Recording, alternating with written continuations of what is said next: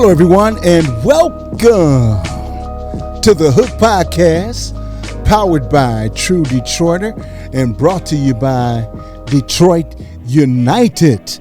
My name is Jeff Lowe, and I'm with you from 6 to 9. How'd you like that? No.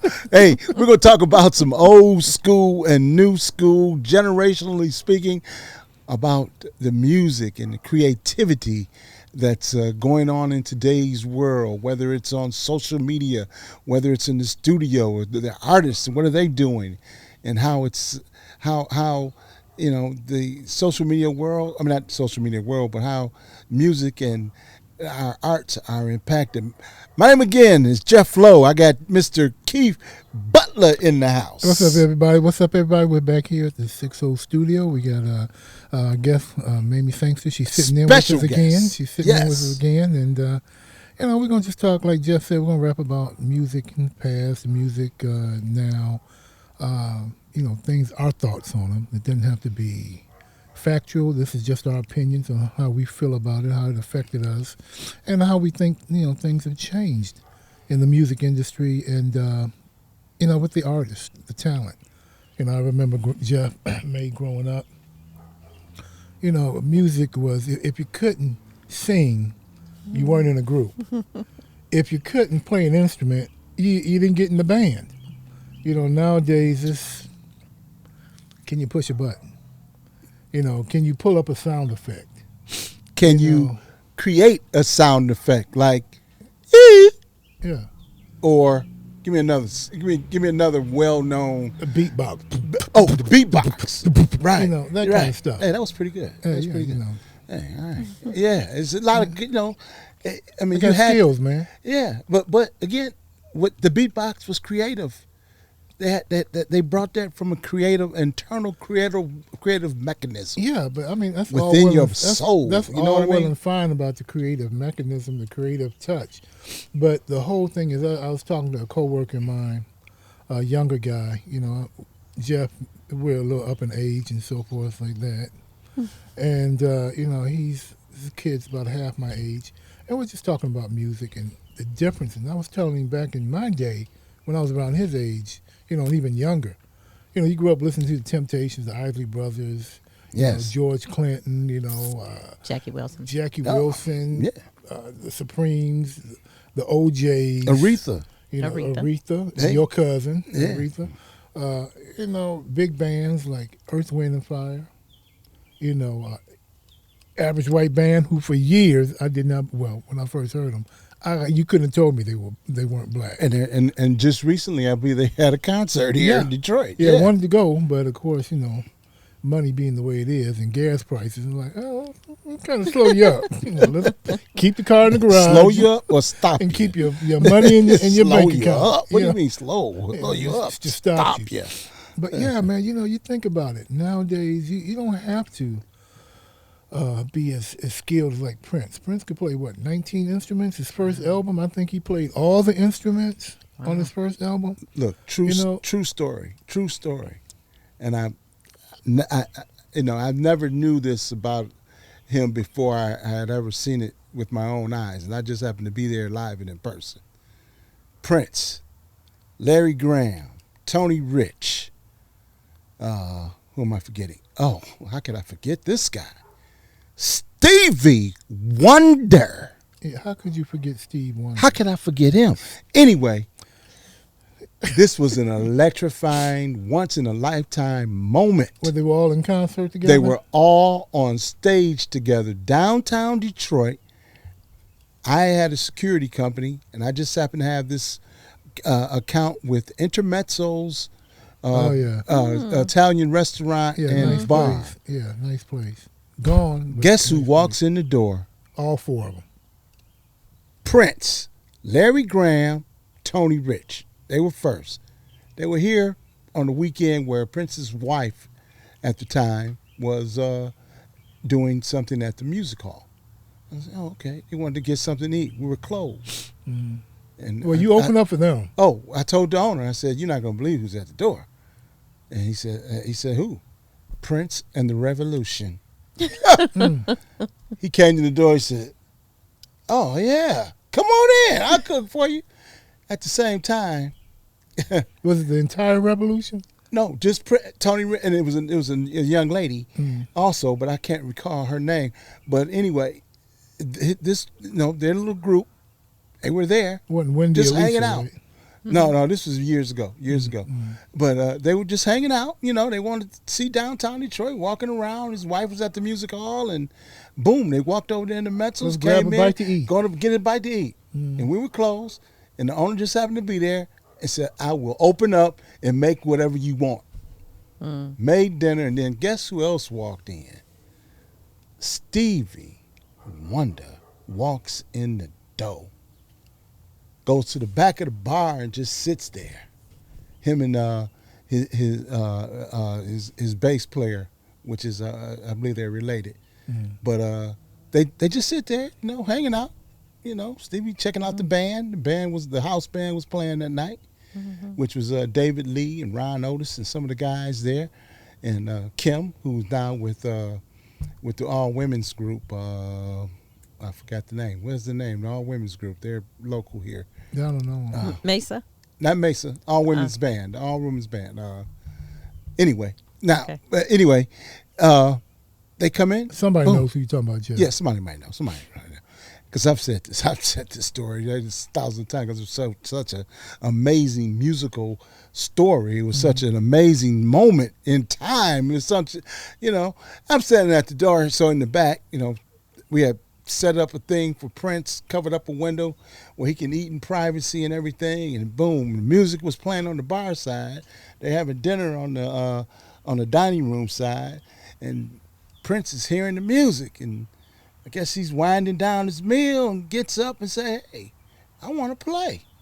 Get out. Really?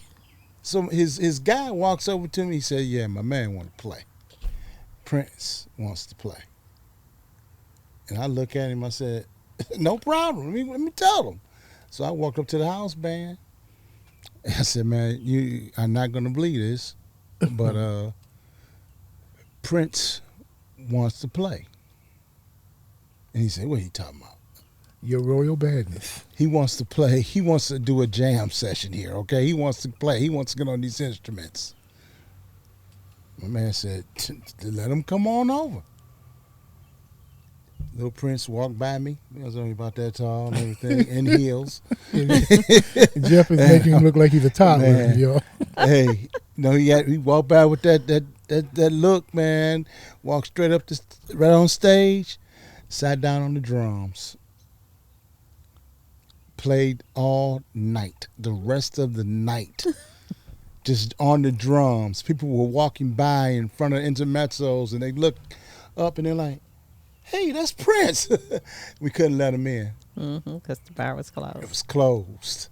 It was only like maybe 4, maybe 5 people in there that were just hanging over until they finished up, and he just happened to just, walk up like, the guy was at the bar drinking. He's like, "That's Prince." Like, can you imagine? Can you imagine just sitting in the bar, just chilling out? The day's over. You getting a drink, or you getting your meal. Right, the bar. You just we're gonna shut it down. Nothing else happening in the town.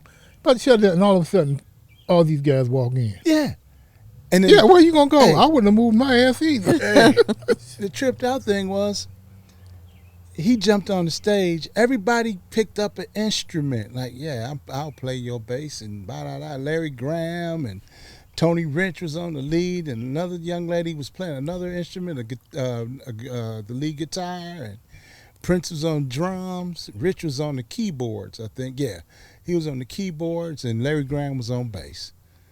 And then they just started jamming. So were they like doing Prince songs? Prince songs. They were mixing songs. Singing and stuff? No, it wasn't no singing. It was just a total jam session. And they had Larry Graham there. He was doing a little, just throwing little bits and pieces. And then all of a sudden, Stevie said, oh, I want to play too. I was like, what? He walks on stage, gets on the keyboard. I got Prince. He got Larry Graham, Tony Rich, all on one little bitty stage in the window, downtown Detroit at Intermetals Restaurant. If the owner hears this, if the people, the few people who were there that night, they got a if story, they hear man. this, yes, this was an awesome thing. And hey, nowadays, you know, guy might want to jam. I'm sorry, we don't have your computer, Andy. Yeah, right. You can play that, but look, but that was just so awesome, and they just turned this puppy out, man. And they just walked up, didn't have their gear, Nothing. just grabbed the instruments, Grabbed them. and that's what I was talking about earlier. You know, man, you know, if you know how to play, you could play, Right. whether it was yours or whether it was somebody else's. That's right. It was a drum set was a drum set. May not have been the top of the line, but you knew how to handle it.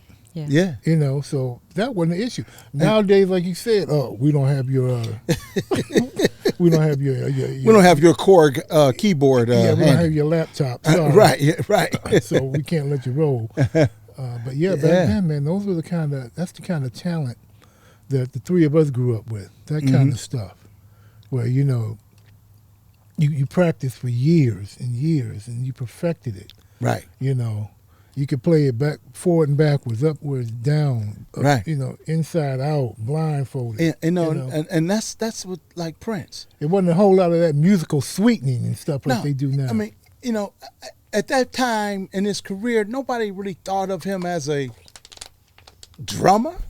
I don't know how his first album he played 19 instruments. He just jumped Self-taught. Man, hey, Self-taught. hey, I never thought. I mean, and I was That's young. what- Maybe that's what I heard. I maybe could he be started wrong. off as a Something drummer. You heard that he started off as a drummer? No, I heard that he played all those different instruments. Oh yeah, yeah. But it kind of. I was like drums. Self-taught. Yeah, he jumped on those drums and was jamming, and didn't stop. He just kept. He did it. It was at least 2 hours long. Wow. And the restaurant was closed. The restaurant closed about 11. Oh, okay. The bar closes about 2 o'clock back then. Yeah, 2 in the morning. Yeah, and he just wanted to jam, and he just jammed.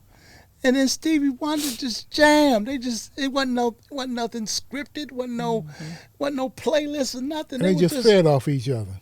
They just fed off. I mean, and they just wanted to have a jam session and just throw down, kick back, have fun, relax, and play some music.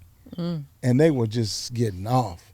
And Larry Graham, I mean, I never seen nothing like it. It was just Larry Graham was on bass, and it's like, man, it was one of the most awesome things I ever, and the security was like, yeah, please do not take any pictures. Well, we didn't have Cell phone. we didn't have these back then. We didn't have none of these. Little pocket cameras that they Right. call phones. Right, no, the box cameras back then, I think. The Right. little, CVS box Yep. camera. Yeah, we didn't have anything to take pictures with. Or you had a flip phone maybe, and you saw those photos on the flip phone. They went like, Yeah. who was this? Like, nah. We didn't have anything like that, but they didn't want any pictures taken, and we obliged. No pictures were taken, and it was just one of those moments that you just had to be there to witness it, to So see it's it. like you and like about 6 other people, huh? I would say about 10, because you can include the staff too. Well, I'm not talking So- about the staff. I'm just talking about, Oh, people who were a patron. customers. Yeah, okay. Patrons. Yeah, it was about 10 other people, maybe less than that, maybe 7. But it was awesome. And I bet you they're still telling the story too. They still telling this story. I know they still telling this story. I know that. You Get know, a concert like that for free. But- Well, I mean the cost of a meal, Right. and maybe a Cost of a- drink. Absolutely. and his security people told me, he said, Prince does this all the time. I can believe it. In every city he goes to. He used Wow. to do that. God bless his soul right now, but he used to just jam, get up and give you a free concert. Right there. Just give you a free concert, because he just loved to jam. He loved music.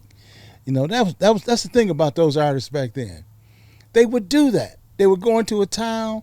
If they wanted to go out to a little bar, and guess what? You look up and like, hey, that's Ronnie Laws or Earl Clue on stage. Yeah. Hey, go to Baker's.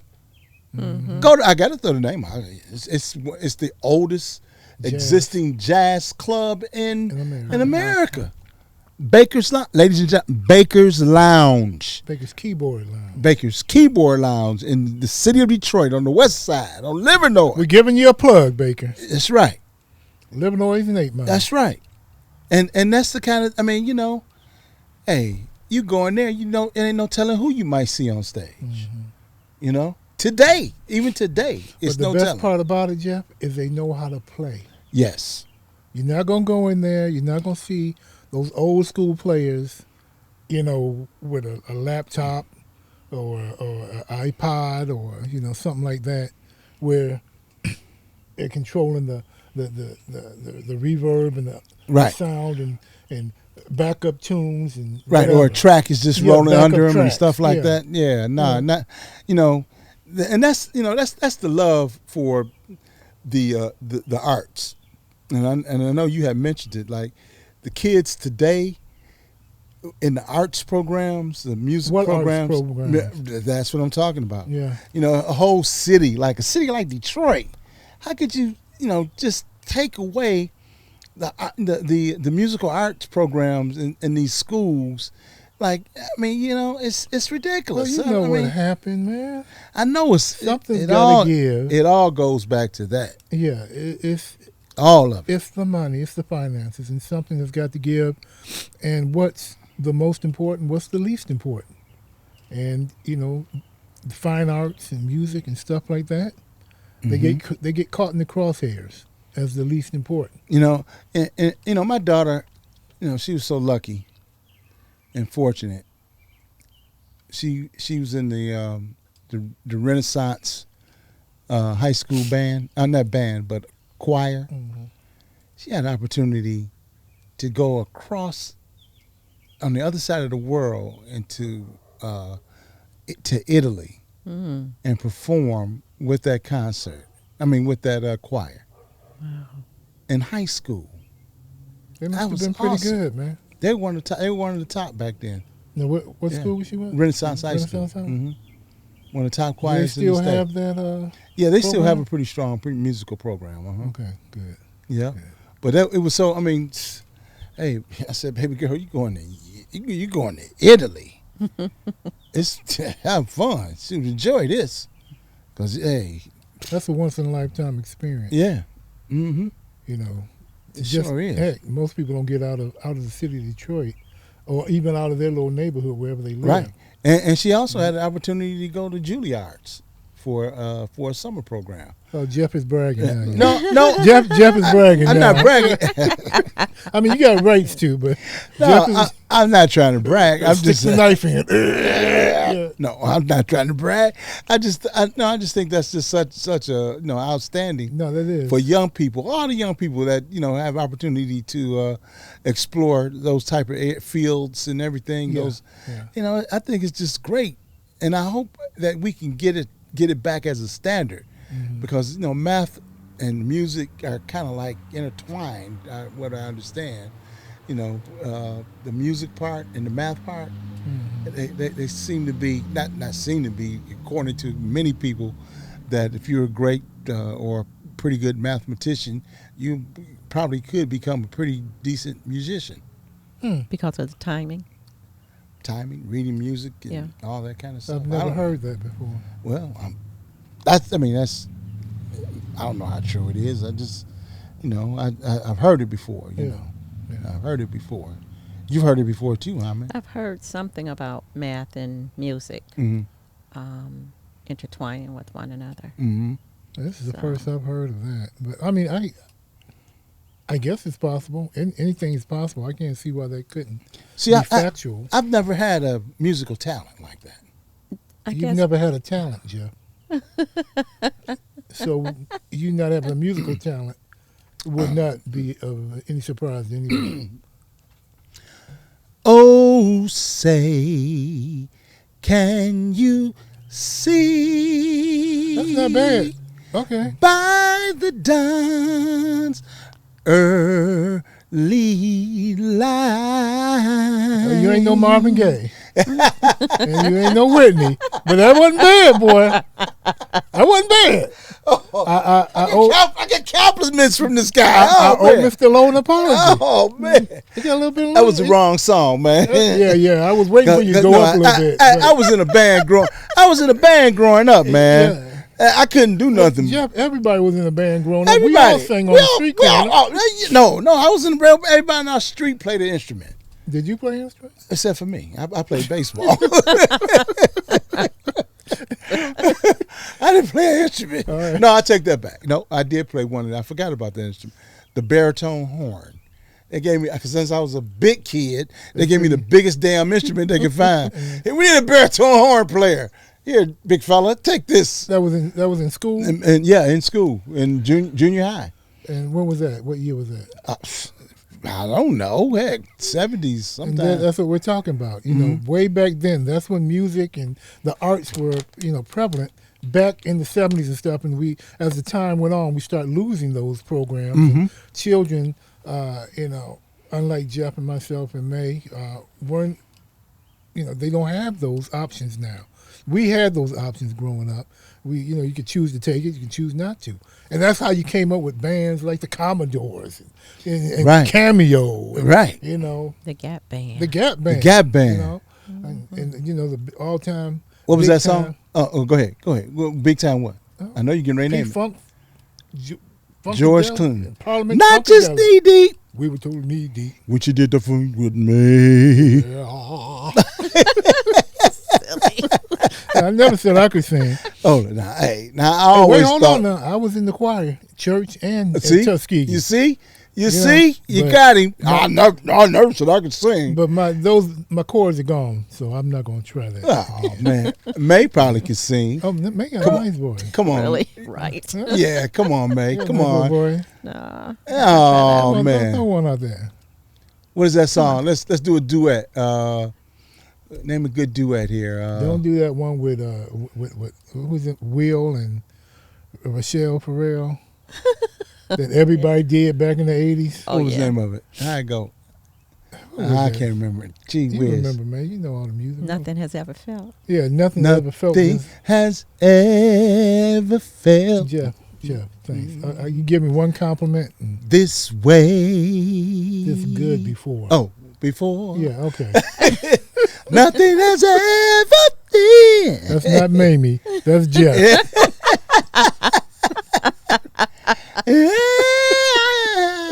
And so is that. Yes. Yeah. Oh, but yeah. Yeah, man. I mean, it's it would be good to get something like that back because we need real musicians and we need real bands and need real groups again. Mm-hmm. We've got a lot of old heads bringing it back. I guess like you said earlier when we were off before we started, AWB. Or did you say that while we were on the podcast? No, did a concert a little while ago. Ron Isley is still running around doing his thing. Yeah, it's one thing about the Isley Brothers. They don't sound the same as their records. Yeah, you ever been to Isley Brothers concert? Well, they're 80 years old now. You don't sound the same. They need their tracks. They need their tracks, man. They don't sound the same as their record now. Now, no. The only one that sound good is the Ronnie Isley. Not Ronnie Isley. Ernie, your bass player. But he was taught by Jimi Hendrix, though. Well, that's what they say. That's what they say. Yeah. He was supposed to be the next Jimi Hendrix. Yeah. Now, that was a bad playing brother there. Yes, he was. He did things with a guitar that people still don't believe he could do. Playing it upside down. Playing it with his tongue. Yeah. People have done that. There was rumor that he, I'm going to leave used his out. teeth. Used more than his teeth at one point. I'm like, wow, how did he get that done? Yeah. But that's what we miss now, man. Yeah. You go to a concert, if it's not old school, you're not gonna get it. It's cool to go up there and see my group, my favorite group, Confunction. Oh. And another one of my favorite groups, the Bar-Kays. We went to that concert and they were playing off each other. Confunction would play a tune and Bar-Kays would play with them. Then they switch up, and the Bar-Kays would do one of their songs, and Confunction was playing along with them. You had all these great musicians, on stage, man, just taking turns, guitars, drums, bass horns, man. And I love a horn. Oh, man. I love horn sections. Oh, Tower Power. Come on. Stop. Come on. EWF's horn section. Man. Come on. You know, AWB's horn section, the Gap Band, all of them. Horns, man. Horns made the song for me. I loved it. Parliament Funkadelic, one of their favorite songs, just because of the horn section, is "Get Up on the Down, Up for the Downstroke." Get up on the downstroke. Everybody get up. Get up on the downstroke. Everybody get up. Then a horn section will come in. Okay, that's a bad horn section. Bad yeah, horn. Don't worry about it. But listen to "Get Up on the Up for the Downstroke" and listen for that horn section. You will have a whole new appreciation for a band. Those boys were bad. And you know, man, who was your favorite group? I don't know, 'Cause because we know all of jam. them are my jam, right? But it's interesting. I heard someone say this the other day. I read an article where the guy said he knew the instruments before he ever learned the words. And it made me think about myself. It could be 20 years later, and I've just learned the words to the song because I was so into the instruments. Yeah. And that instrument piece, going back to that math piece, it's all in beats. You know, beats is nothing but math, right? Okay. Keith, you and I had a conversation about James Brown, and James Brown was like, if you weren't on beat, you got a fine. Because if it was supposed to be 1 2 and you did 1 2 3, he would signal that was however many $500. James Brown was notorious, folks, for in the middle of a concert, if you were off beat, he'd throw up 5 fingers. And every time he flashed 5 fingers, if he did it 3 times, that meant you owe $15, and it was coming out of your paycheck. Right. And so can you imagine you up there, you know, Bootsy Collins up there playing his heart out with James Brown. He missed a bass beat. James look at him and flash him twice. Bootsy like, damn, I done lost $10. And you in the middle of a concert. Right. You got to play the rest of the concert knowing you just been fined. Right. For missing a beat. It'll make you play better, won't it? Yeah, it sure will. Keep you right on beat. Yeah. Yeah, man, I remember that conversation. Oh yeah. So yeah, I'm big on instruments. And I'm the same way, man. Yeah, I remember you telling me about a Marvin Gaye song that I grew up loving years ago, and you told me, you know, Marvin is singing, this is about oral sex. I'm like, what? No, it isn't. And what was the name of that song? What was the name of that song? You know.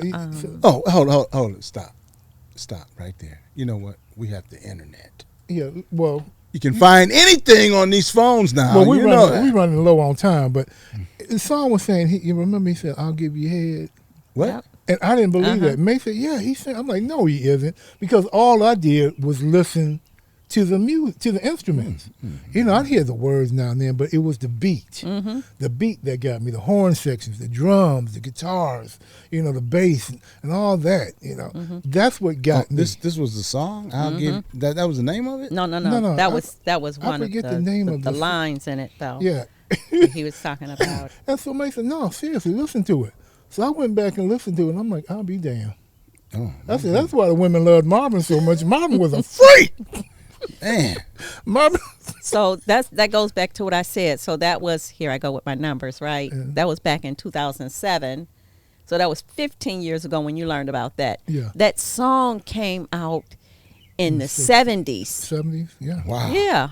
Like 74, somewhere between 74 and 78, somewhere around there. Because it's on that What's Going On album. Yeah. So you What's know that was going on? Yeah, that's what that came. What's the name of the song? I want to do it. Let's get it on. This time around. Get understanding. Girl, you not my philosophy. Come on. You did not understand. You just stayed away from me. Oh, I miss you, babe. Summer, what? Come on, come on. I can't. I'm trying to look it up. You're the best I ever had. I can't remember it. I can't remember either. So bad. It was a Marvin Gaye song. Huh? Yeah. Yep. Man. But anyway, folks, we about running out of time. We're going to hit the 30-minute mark again. Oh, man. And that was quick. And we were just sitting up here having a good time talking to you guys about how we, looked at music and how we felt about it now. And, the changes here and there. And just like this little tune right here is coming off our Rode Podcaster that we use to do our podcast with. It's a piped-in tune. Yeah. Hey. And I just pushed the button. Here you got it. Right. And let me say this. Detroit United, True Detroiter, brought to you by True Detroiter. Yard Card Memories. And My Private Collection. .coms on all of those. Remember, when they ask you, where'd you get that information? Tell them you caught it on the hood. Bye, y'all. Have a good time.